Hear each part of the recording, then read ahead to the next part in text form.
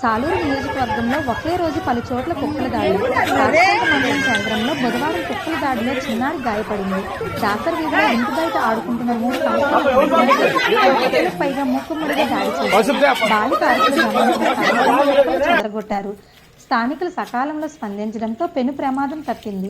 బాలికను ప్రభుత్వ ఆసుపత్రిలో చికిత్స అందించి మెరుగైన చికిత్స నిమిత్తం సాలూరు తరలించారు.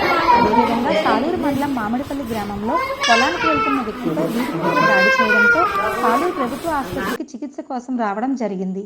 ఇలానే సాలూరు నియోజకవర్గం మొత్తంలో చాలా ప్రాంతాల్లో వీధి కుక్కలు ప్రజలను భయభ్రాంతులకు గురి చేస్తున్నాయని, వీటిపై అధికారులు తక్షణమే స్పందించి ఈ కుక్కల బెడద నుంచి కాపాడాలని బాధితులు, స్థానికులు వాపోతున్నారు.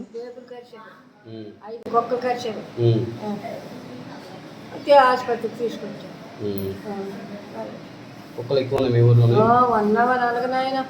మనుషులు చీరేస్తాను, కుక్కలు పిల్లలు భయపడిపోతాను. అంటే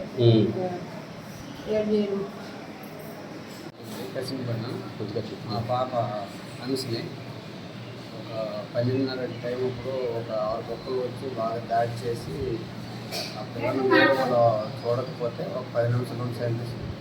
అంత దారుణంగా మా ఊరు కుక్కలు మరి దారుణంగా ఉన్నాయి, చాలా దారుణంగా ఉన్నాయి కుక్కలు.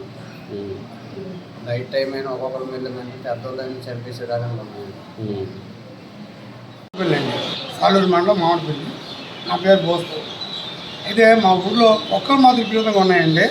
అయితే ఊళ్ళో అంటే ఇది ఈవేళ ఊళ్ళో కలలేదండి, 1 కిలోమీటర్ దూరం. చాలా ప్రమాదంగా జరుగుతుంది. అది 2 మాసాల ముందు ఒక ఇద్దరిని కలిసి ఊళ్ళోనే దాన్ని చంపిస్తారు, మళ్ళా రెడీ అయిపోతుంది. ఇప్పుడు ఏదైనా కుక్కల వల్ల ఇబ్బంది పడిపోతానండి. జంతు సంరక్షణ కేంద్రం అంతకుముందు మేము సుమారు 400 కుక్కల్ని ఒకటి పాతియడం జరిగింది 5-6 సంవత్సరాలు. అప్పుడు ఒక కేసు పెట్టారు, జంతు సంరక్షణ కేంద్రం వాళ్ళు జంతువులు చంపకూడదు. దాని మీద అంటే ఆగని ఆగిపోయాము. ఇప్పుడు చూస్తే భేదంగా కంగారుగా ఉన్నాయి.